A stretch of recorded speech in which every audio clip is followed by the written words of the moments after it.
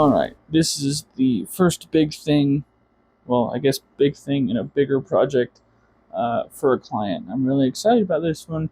It's a Heavy Mandolorian full outfit, and right now I just finished the helmet. It took just under 156 hours because of the layer height that I print at. I print at 0.16, and it was at 110% just because it has a bigger head and I want room for padding and a microphone and fans and all that. And so I'm going to pull it off the bed right now. And this is probably the most satisfying thing about 3D printing. Hang on.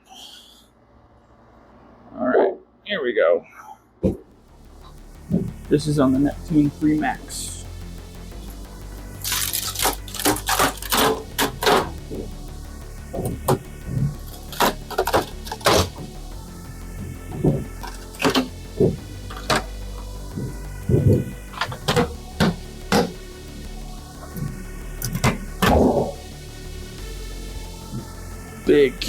Big helmet.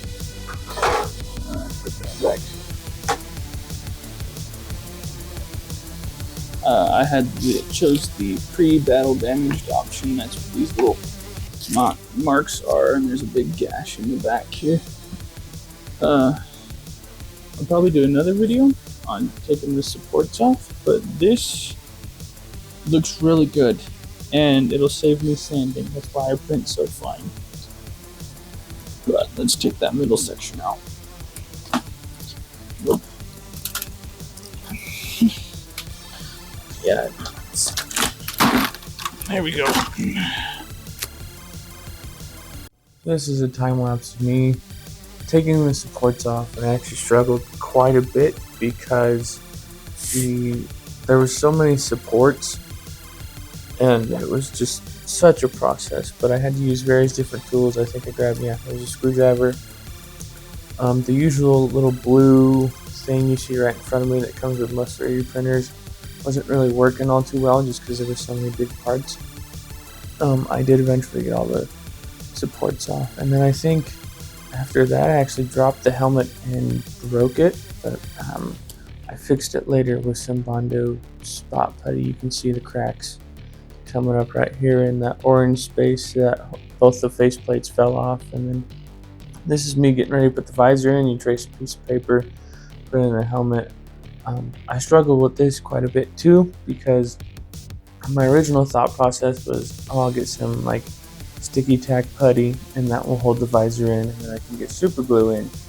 That didn't work because I guess the sticky tack doesn't like to bond to the visor material, and so I had to get some screws. Of course, I used a heat gun to frame it to the face shield. Again, I struggled with this for quite a bit with those screws, but I eventually just gave up on my tiny little screwdriver idea, and I drilled some holes in the helmet, just enough to get through the inside layer, and then I retraced the old visor because I couldn't use it anymore. There was super glue and gunk on it, and so I retraced the old visor onto a new visor, drilled holes in that, and then I put the new visor in, and then I believe I was done. I gave it to the customer, and he painted it for me, and you'll see pictures of his paint. Well, actually, he painted it for himself, and you'll see pictures of that pickup here in a second. This is just me struggling to get the screws in, and you can see I got helmet fans from Henry's Helmets, and then just some regular baseball padding from Amazon. These are the pictures that he shared with me after he painted it. Honestly, it looks great. Can't wait to make the rest of it.